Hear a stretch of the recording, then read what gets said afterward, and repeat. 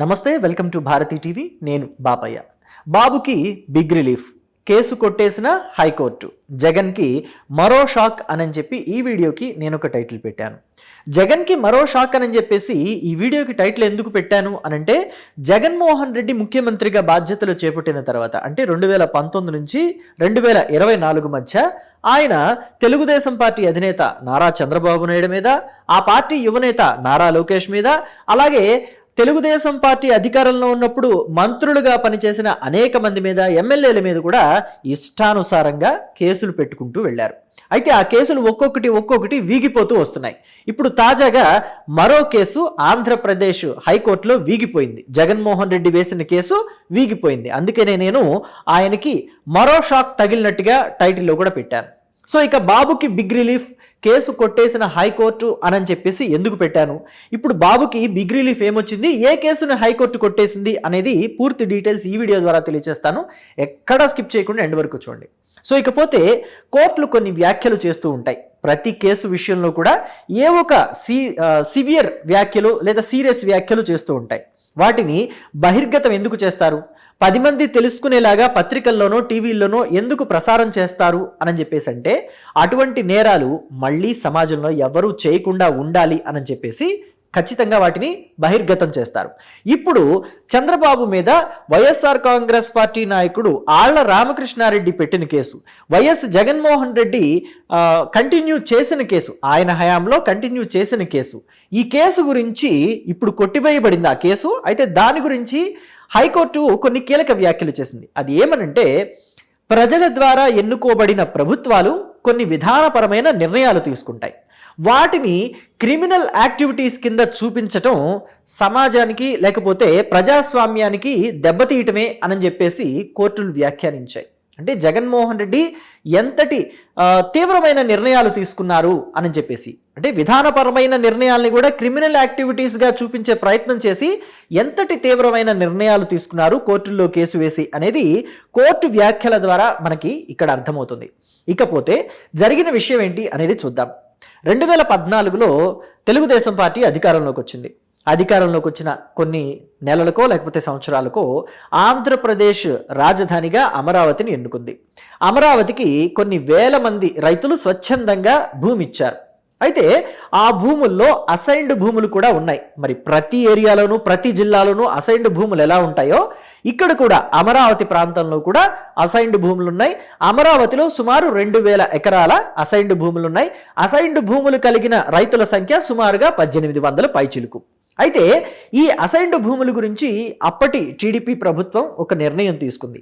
అదేంటి, ఏ నిర్ణయం తీసుకుందంటే, జనరల్గా ఈ అసైన్డ్ భూములు అనేది ఎవరికి ఇస్తారు, ఎస్సీ ఎస్టీల్లోని నిరుపేదలకి, లేకపోతే ఇంకా బడుగు బలహీన వర్గాల్లో ఎవరైనా ఉంటే, లేదా అగ్రవర్ణాల్లో కూడా బాగా నిరుపేదలు ఎవరైనా ఉంటే ఇచ్చుండొచ్చు, మేబీ నాకు తెలియదు అగ్రవర్ణాల్లోకి ఇచ్చారా లేదా అని. ఖచ్చితంగా బడుగు బలహీన వర్గాల్లోని నిరుపేదలకైతే ఖచ్చితంగా ఇస్తారు ఆ భూములు, ఎకరం అని చెప్పేసి. లేకపోతే అంటే అప్పటి ఆ ప్రభుత్వాలు తీసుకున్న నిర్ణయాలను బట్టి ల్యాండ్ విస్తీర్ణం కూడా ఉంటుంది. కొన్ని ప్రభుత్వాలు ఎకరన్నర కూడా ఇచ్చాయి, కొన్ని ప్రభుత్వాలు ఎకరం ఇచ్చాయి, కొన్ని ప్రభుత్వాలు అరెకరం మాత్రమే ఇచ్చాయి. సో ఈ అసైన్డ్ భూముల్ని అమ్ముకోవడానికి ఉండదు, వాళ్ళు పండించుకోగలిగిన నాళ్ళు పండించుకుంటూ ఉండొచ్చు. ఎవరికి అమ్మకూడదు, ఎవరు కొనకూడదు కూడా. అమ్మడానికి కొనడానికి వీల్లేదు, రిజిస్ట్రేషన్ కూడా చెయ్యరు వాటిని. రిజిస్టర్ ఆఫీస్కి వెళ్తాం కదా మనం కొనుక్కుంటే, అక్కడే వెనుదిరిగి రావాల్సి వస్తుంది. సో మరి ఈ అసైన్డ్ భూముల్ని ఇప్పుడు ప్రభుత్వం తీసుకోవాలి, తప్పదు. ఇప్పుడు అమరావతి నిర్మాణంలో అక్కడక్కడ ఒక 10 ఎకరాలు, 20 ఎకరాలు, 50 ఎకరాలు అలాగా ఈ అసైన్డ్ భూములు ఉంటాయి, లేదా ఉంటే మొత్తం ఒక చోట కూడా ఉండొచ్చు. మరి ఈ అసైన్డ్ భూములు ఏం చేయాలి, ఎలా తీసుకోవాలి అనే దాని మీద ఒక పాలసీ డెసిషన్ తీసుకున్నారు అప్పటి ప్రభుత్వాధినేతలు. చంద్రబాబు కావచ్చు, మంత్రి నారాయణ కావచ్చు. ఎలాంటి నిర్ణయాలు తీసుకున్నారంటే, ఈ అసైన్డ్ భూములు ప్రభుత్వం తీసుకుంటుంది. జనరల్గా అయితే ఈ అసైన్డ్ భూములు వేరే వాళ్ళకి అమ్మడానికి లేదు, వేరే వాళ్ళు కొనుక్కోవడానికి లేదని మనం చెప్పుకున్నాం కదా. కానీ ప్రభుత్వానికి అవసరమైతే తీసేసుకోవచ్చు. అయితే ఎప్పటి నుంచో పండించుకుంటూ వస్తున్నారు. తరాలు కూడా మారాయి. అంటే తాతల నుంచి తండ్రులకు వచ్చాయి, తండ్రుల నుంచి ఇప్పుడు బిడ్డలకు వస్తున్నాయి. మరి తరతరాల నుంచి కంటిన్యూ అవుతూ వస్తున్న భూముల్ని ప్రభుత్వం తీసుకునే వీలుంది కదా అని చెప్పేసి తీసేసుకుని మీకేమేమో అని చెప్పేసి చేతులు దులుపుకోమంటే, అది ఎప్పటి నుంచో పండించుకుంటున్న రైతులకు ఒక సెంటిమెంట్ ఉంటుంది కదా. పైగా చేతిలో ఉన్న భూమిని లాగేసుకున్నారని వాళ్ళు ఉసూరుమంటారు. అలా అనకూడదు అని చెప్పేసి మిగతా రైతులకు ఎలాగైతే డెవలప్ చేసిన ఫ్లాట్స్ ఇస్తామో మీకు కూడా అలాగే ఇస్తాం, అలాగే ప్రతి ఏటా మీకు కౌలు కూడా ఇస్తాము అని చెప్పేసి అప్పటి ప్రభుత్వం చెప్పింది. రైతులు కూడా చాలా సంతోషించారు. అయితే ఇంకొక ఆఫర్ కూడా ఏమిచ్చిందంటే ఈ అమరావతి డెవలప్ అవడానికి అలాగే మీకు డెవలప్డ్ ఫ్లాట్స్ ఇవ్వడానికి కొంచెం టైం పడుతుంది, కానీ ఈలోపు మీరు పిల్లలకి పెళ్ళిళ్ళు చేసుకోవాలన్నా లేకపోతే చదివించుకోవాలన్నా ఈ పొలమే ఆధారం కదా. సో కాబట్టి అప్పటి వరకు ఉండాలంటే కుదరదు, కాబట్టి మీరు ఈలోపు ఎవరికైనా అమ్ముకోవాలంటే అమ్ముకోవచ్చు. అలాగే డెవలప్డ్ ఫ్లాట్ కూడా మీరు ఎవరికైతే అమ్మారో వాళ్ళ పేరు మీదే ఇస్తాం, మీ పేరు మీద ఇవ్వం అని కూడా తేల్చి చెప్పింది. రైతులు కూడా అందుకు సంతోషపడ్డారు. కానీ ఇక్కడ జరిగింది ఏంటంటే జగన్మోహన్ రెడ్డి 2019లో అధికారంలోకి వచ్చారు కదా.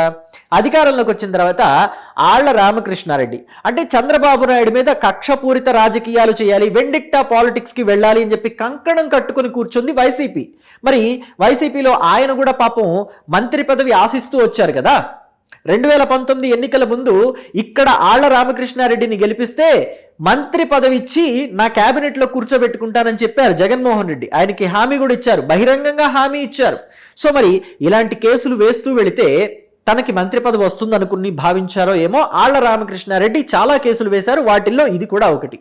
ఇంకా చెప్పాలంటే ఈ అసైన్డ్ ల్యాండ్స్కి సంబంధించి రామకృష్ణారెడ్డి కావచ్చు లేకపోతే జగన్మోహన్ రెడ్డి కావచ్చు వైసీపీ నాయకులు కావచ్చు వాళ్ళు చేసిన ఆరోపణ ఏంటంటే ఈ అసైన్డ్ ల్యాండ్స్ ఎవరి దగ్గర అయితే రైతుల దగ్గర ఉన్నాయో వాళ్ళ దగ్గర నుంచి చంద్రబాబు నాయుడే ఆయన బినామీలతోనో లేకపోతే ఆయన చుట్టాలతోనో స్నేహితులతోనో లేకపోతే తెలుగుదేశం పార్టీ నాయకులతోనో కొనిపించుకోవడానికే ఈ జీవో 141ని రిలీజ్ చేశారు. సో ఈ జీవో 141 వెనుక చాలా పెద్ద కుట్ర ఉంది, ఇది పెద్ద స్కాము అని చెప్పి కేసు వేశారనమాట 2021లో. ఈ జీవో ఎప్పుడు రిలీజ్ అయిందని చెప్పుకున్నాం మనం 2016లో. కేసు వేసింది ఎప్పుడు 2021లో. ఎంత గ్యాప్ ఉందో చూడండి. అంటే అధికారం వచ్చేంత వరకు కూడా వెయిట్ చేశారు. అధికారం వచ్చిన తర్వాత ఏముంటాయా ఏంటా అని చెప్పి మొత్తం తిరగదోడితే కొండని తవ్వినా ఎలుక తోక కూడా దొరకలేదు. దొరకపోయినా దాంట్లో చంద్రబాబు పేరు, మంత్రిగా పనిచేసిన నారాయణ పేరుని ఇరికిస్తే ఏమవుతుంది, ఇక్కడ ఎప్పుడైనా మనం ఒక విషయాన్ని జ్ఞాపకం పెట్టుకోవాలి.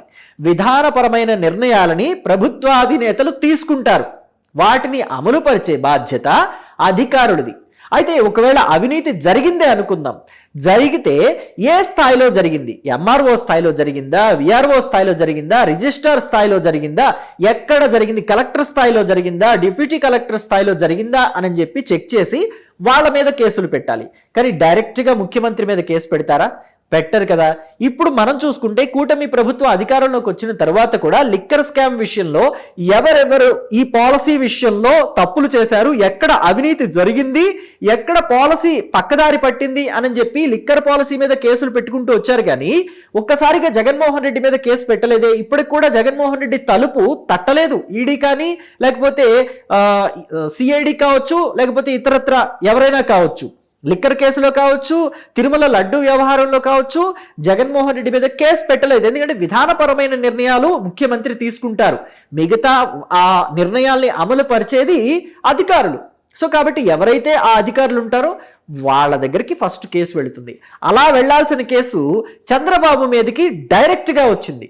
కేవలం ఈ అసైన్డ్ ల్యాండ్స్ ఒక్కటే కాదు, fibre net case, inner ring road alignment case, అలాగే స్కిల్ స్కామ్ కేసు, ఇవన్నీ కూడా వరుసనే పెట్టుకుంటూ చంద్రబాబు మీద ఫస్ట్ స్కిల్ స్కామ్ కేసులు అరెస్ట్ చేశారు. ఏవైనా ఆధారాలు దొరికాయంటే ఒక్క ఆధారం కూడా దొరకకుండానే ఆయన జైలుకు పంపించారు. 50 రోజుల పైన ఆయన్ని జైల్లో ఉంచారు. ఒక్కొక్కటి కేసు వేస్తూ వెళ్లారు. ఫైబర్ నెట్ కేసు, ఈ ఫైబర్ నెట్ని ఎందుకు తీసుకొచ్చారు, ఎలాంటి నిర్ణయం ఇదంటే చాలా మంచి నిర్ణయం. చాలా తక్కువ ఖర్చుతో ఇంటర్నెట్ సౌకర్యాన్ని రాష్ట్ర ప్రజలందరికీ కూడా అందించాలనే ఒక సదుద్దేశంతో ఫైబర్ నెట్ని తీసుకొచ్చారు. ఆ విధానపరమైన నిర్ణయం తీసుకుంటే దాంట్లో అవినీతి జరిగింది అని చెప్పేసి కేసు పెట్టారు. దానికి చంద్రబాబు నాయుడు పేరుని కూడా ఇన్వాల్వ్ చేశారు, ముఖ్యమంత్రిగా ఉన్న వ్యక్తి పేరుని.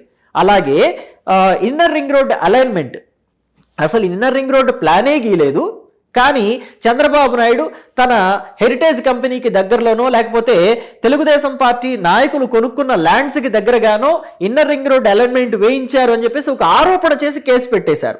ఎక్కడ దాంట్లో అసలు రింగ్ రోడ్ ప్లాన్ కూడా ఇంకా సరిగా అలైన్మెంట్ చేయలేదు, దానికి సంబంధించిన నిర్ణయం కూడా తీసుకోలేదు. అలాగే స్కిల్ స్కామ్, స్కిల్ డెవలప్మెంట్ అనేది ఎంత మంచి పాలసీ. రాష్ట్రంలోని విద్యార్థులకు కావచ్చు, లేకపోతే విద్యని కంప్లీట్ చేసుకుని ఉద్యోగాలు వెతుక్కోవడానికి రెడీగా ఉన్న వాళ్ళకి కావచ్చు, స్కిల్ డెవలప్మెంట్ చేయటం అనేది చాలా మంచి పాలసీ. వాళ్ళకి వృత్తి విద్యల్లోనో లేకపోతే ఇతరత్ర అంశాల్లోనో కోచింగ్ ఇప్పించడానికి తీసుకున్న నిర్ణయం. దాని మీద కూడా స్కామ్ జరిగింది అని చెప్పేసి కేసు వేయటం నిజంగా వైసీపీకి మాత్రమే చెల్లింది అనుకోవాలి. వీటిల్లో ఏ ఒక్క దాంట్లోనూ ఆధారాలు లేవు. ఒక్కొక్కటిగా కేసులన్నీ వీగిపోతున్నాయి. ఇప్పుడు తాజాగా ఈ అసైన్మెంట్ ల్యాండ్స్ స్కామ్ అని చెప్పేసి వైసీపీ ఏదైతే నింద వేసిందో ఆ కేసు కూడా వీగిపోయింది. జగన్మోహన్ రెడ్డికి ఏం చెయ్యాలో పాలుపోవటం లేదు. పైగా వాళ్ళ దగ్గర ఉన్న ఒకే ఒక ఆయుధం ఏంటంటే అధికారం వారి చేతిలో ఉంది కాబట్టి ఈ కేసులన్నీ వాళ్లే కొట్టివేయించుకుంటున్నారు అని చెప్పేసి వాళ్ళు మాట్లాడుతున్నారు. డైరెక్ట్గా ఎక్కడా కూడా జగన్మోహన్ రెడ్డి మాట్లాడరు. తన క్రింది స్థాయి నాయకుల చేత, సజ్జల రామకృష్ణారెడ్డి చేతో, లేకపోతే పేర్ని నాని చేతో, అంబటి రాంబాబు చేతో, రోజా చేతో, ఇలాంటి వాళ్ళ చేత మాట్లాడిస్తూ ఉన్నారు. అంటే డైరెక్ట్ గానో ఇండైరెక్ట్ గానో న్యాయస్థానాల్ని కూడా అవమానిస్తున్నారు, చట్టాలని కూడా అవమానిస్తున్నారు అనే విషయాన్ని ప్రజలందరూ గమనిస్తున్నారు కదా. ఇది ఎందుకని జగన్మోహన్ రెడ్డి ఆలోచించటం లేదు? ఖచ్చితంగా ఇది వైఎస్ఆర్ కాంగ్రెస్ పార్టీకి చాలా పెద్ద డ్యామేజ్ అవుతుంది.